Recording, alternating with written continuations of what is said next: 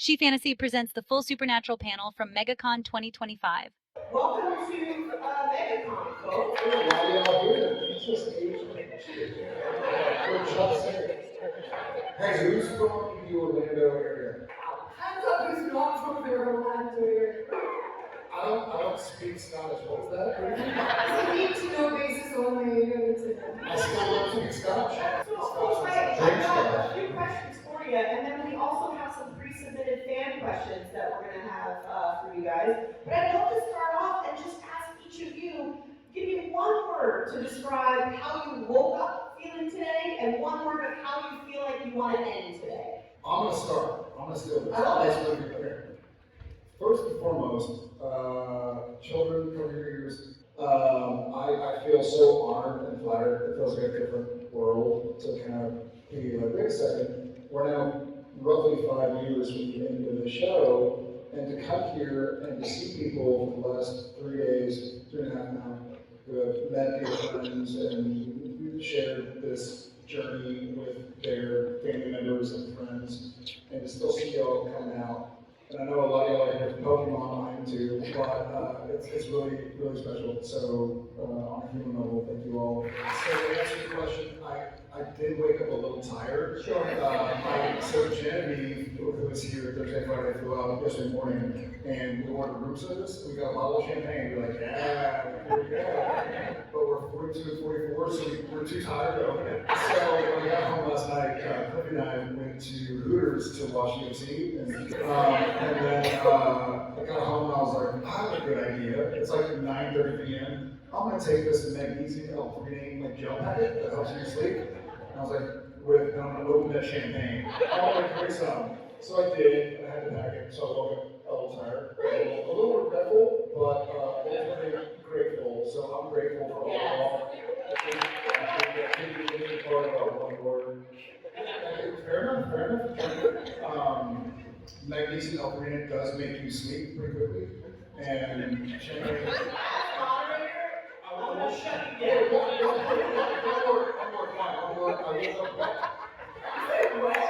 I woke up hungover. That's a word. I woke up chipper. For those who don't speak Scottish, chipper means happy. Chipper doesn't mean happy. Chipper is this. What word? I'm not happy. What's the word? No. What's the word? Thunderbird. Honestly, we gotta move on. Yeah. So I'm gonna start on this end. I feel smarter. So this show is on an epic scale. When you got to become a part of this family, how has that sort of changed your trajectory of life? Like what has that done for you? Because obviously there's these fans. You have this family up here. Like how is that? This is the single job that changed my life the absolute most. All of my best friends are from the show and my partners from the show.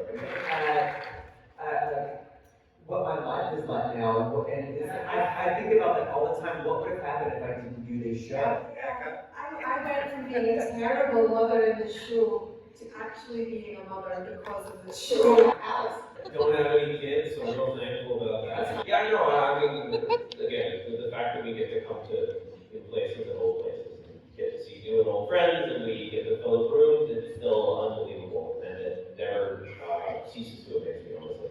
Yeah. I'm very grateful that I got to, I got to work with these people and I got to grow old with the show, which was easy because that's how I started. There's quite a number of people who were on this show that I actually still like. But Two of them are on the stage right now. but I still like all you guys. It's almost exactly 20 years since my audition for Supernatural. Amazing. Wow. How my life has grown and changed in that time. And for an audition where I died in the first 90 seconds. Her audition was this. The fact that I'm still sitting here and you're still sitting here is beyond, it's hard to wrap my head around. I'm just grateful. How's your life changed? Are you serious? No, she's fucking around. This guy's your fate. Married, extra kid. I mean, I wish I'd died in the first 90 seconds, to be absolutely honest. I didn't know what was going to happen. What a journey. The truth of the matter is all my years, Jim will back this up, we've been lucky enough to do some extraordinary television and features and stuff in Orlando. There has never been anything like this. It doesn't exist anywhere else. I've been lucky enough to be in a lot of shows that have huge followings, you know, Who and Star Trek, but this is different. This has always been different. And what it is it's the connection between the people that love the show and the people that make the show. And from day one, I saw that the people that make the show cared as much about the show as the people who love the show. And that's what makes it so good. To Sam's point, I do think 20 years ago today, we were filming the pilot. I know we were shooting on March 1st because it was Jensen's birthday. To try to gauge it is so difficult, but I will say this. I can think back to the 15 years, 15 change, because of the strike and COVID and this and that, that I was on the show, and there were a lot of sacrifices, there was a lot of shit. You know, there's been a lot that like, this sucks. And I don't want to look at it, and I don't want to leave the house, I don't want to go to bed, and I don't want to go be with that person and do that.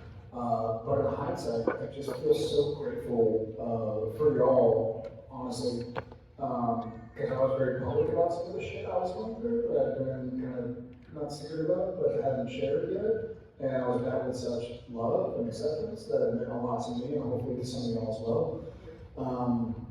And I just feel grateful. This is, I'm gonna make a weird analogy. I'm like the king of bad analogies, so bear with me. But you know, sometimes you have your favorite band that no one knows about, or you have your favorite restaurant no one knows about. And then when people start finding out about it, you're like, this feels the opposite. Honestly, this feels like the more, like you've been saying to everybody, you gotta watch this, you gotta listen to them, you gotta eat there, you gotta root for this team. And the more people that join, it's like a rising tide raises all boats. And so when I meet people that met best friends because they like the show, or they went to a con together, or they are on the Reddit thread, like my heart grows bigger every time. Again, wet and gratitude. I'm gonna throw a band called Wet and Bread. Someone make a shirt already. No, it's true though, because we all have our comfort shows, and sometimes a lot of other people watch those, and sometimes they don't. Is this anyone else's like safe show? Even though it's like the most horrifying show sometimes. You're safe, because no one's safe. Golden Girls, like that's. This show has an enormous number of disemboweling. You gotta remember something. What makes it so different is that's why I love, I hate the idea of fan. We always hate the word fan.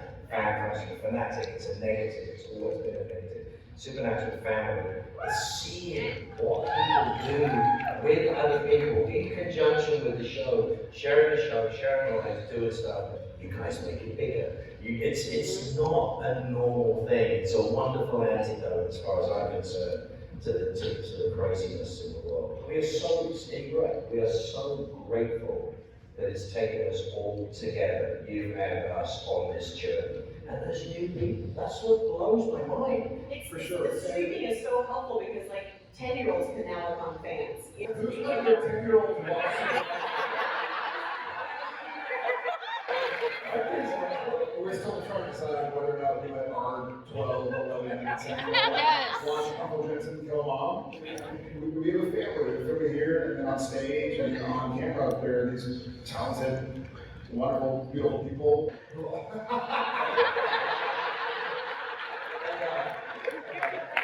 That's very forward.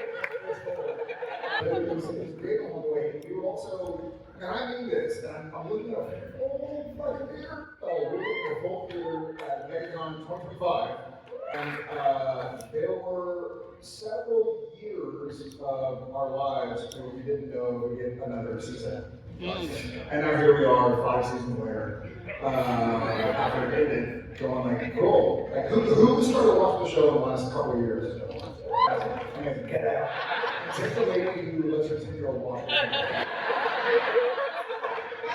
A lot of the episodes, you guys like kind of teamed up in different things. Is there any character on the show that you wish your character would have done more team ups with? Same for you?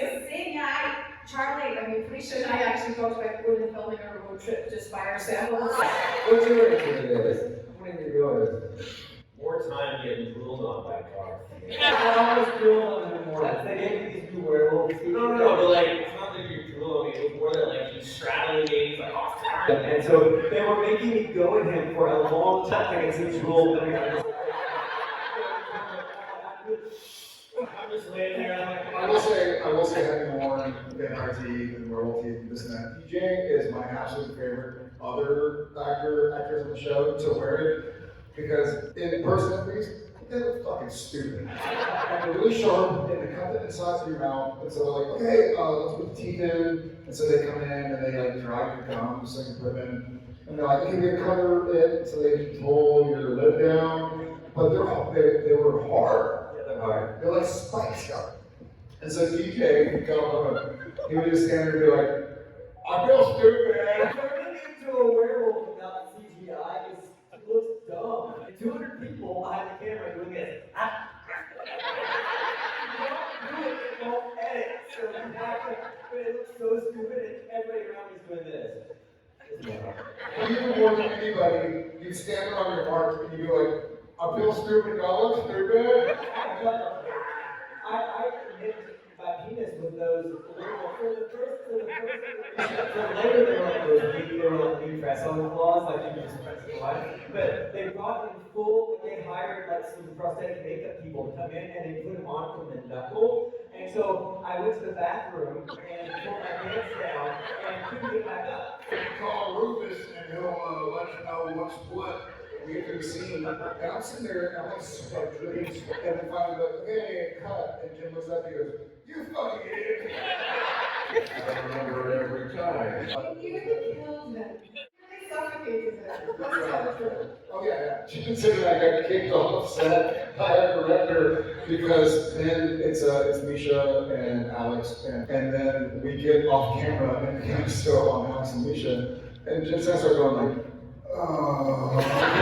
she's like, hey, Jensen, Jared, y'all rap. And we're like, what? Yeah, go home, we can do the rest of it.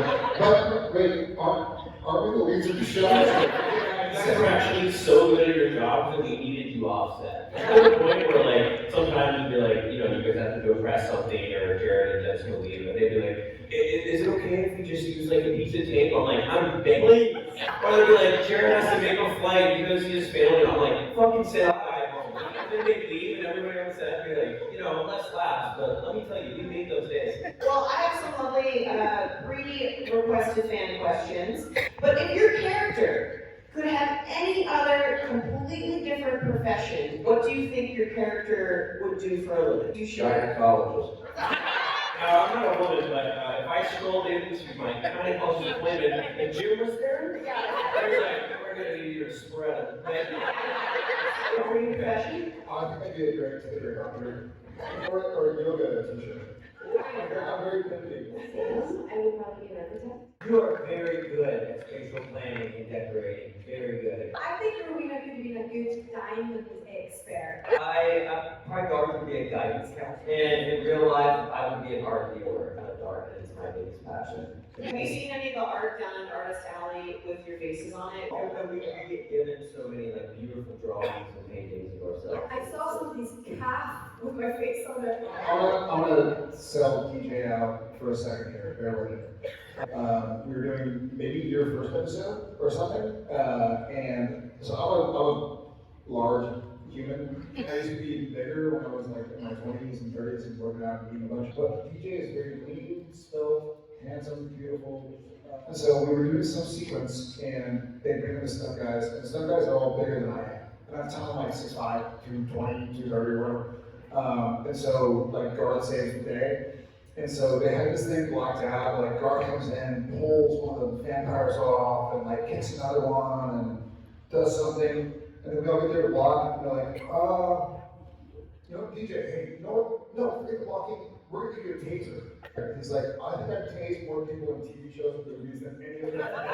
It's a world record for tasing on television. So another question, and I'll open it to all of you. Was there any particular day or scene that you felt just drained after filming that particular scene? but I can think of two specific times where somebody's off camera was really intense. One was at the end of season 2, maybe in season 3 when Sam dies, when Sam's killed. But one was when Jensen or Dean is kind of like crying over Sam's dead body. And I was there and I was trying so hard not to breathe because Ken Manners is in the shot where it's kind of over me and I have the dead makeup on and stuff. Ironically, like very difficult to shoot because I was just trying to go like, I want to cry. I was hearing Jensen do the performance and I was like, don't do it, don't do it, don't do it, don't do it. And so I was trying really hard. And then another time, we're off camera or something, and if y'all know me and have known me for a while, I hate giving credit to Mark Sheppard, but I'll give credit in Sacrifice in the finale of season 8. I mean, he was, Sam's going through the trials and I was all jacked up, and he's tied up in a chair. And so I've never, in 25 years in the business, 5 years of television and some movies and whatever, I've never listened to music in between takes, but I wanted to get there and feel it. And so they have a 20 minutes and they're like, hey, Jared, you want to direct your trailer? And I was like, no, I just put on my headphones and sit there and listen to Sigur Rós. Great band, felt good. Yeah. And then they were offering Mark, like, hey, you want something to tie you? You go to the bathroom. And he would kind of look at me and be like, no, I'll stick around. So he would just stay there in the chair so that I would have my preparation to be there when they were able to call. 2 days. Yeah, 2 days. And so oftentimes your off-camera performance is as taxing or more than your on-camera performance. On-camera, it feels like well, for me sometimes, it feels like you know the route and you're skiing down. And so you're just kind of vibing. You're like, where is this going to go? Whereas off-camera, you're like, I don't want to mess them up. And so you can tell the way somebody does their off-camera, how committed they are to it. I said, whatever, I'm trying to say the words, or they're like, yeah, let's see where this dance goes. Having an appropriate and committed dance part. We never shoot television in sequence. We shoot television to save money. So if you've got a scene at the beginning of an episode that's in a house, and you're in the same house at the end of the episode, you're shooting that together. You can shoot your dad first and you go for the end of the week. So you think about it, we shot the end of season 8 linear, scene after scene after scene after scene. And I'll tell you how cool that crew was. They make a freaking sound for 2 days. They didn't make a sound. They have every right between what we're doing to get on with their lives and do what they're doing. I mean, it's tense. They're giving us all the support. They were literally silent for 2 days. They're like, no, we work, we're watching this. I love it. It's one of my favorite things I've ever done in my career. It's nuts. When I catch myself being weird, I look at him, he's looking at me, and I go, what? He goes, what? What are we doing? It was so good. The simple thing, that was fun in and of itself. And then Meloche coming downstairs with the wireframe drawings of the angels falling from the skies. Everybody just goes up and everyone's looking, oh my God, this is going to be amazing. Oh my God, this is going to be amazing. And that's the tone on that set. That's the feeling on that set, that every single person there wanted it to be as good as it possibly could be. And that's a joy, and that doesn't exist everywhere. I'm so proud that we had number 1, number 2, and everybody else setting the tone. That's why Jared was twisting my toes while walking. You wrote something rude on the back of my car, and you were so happy.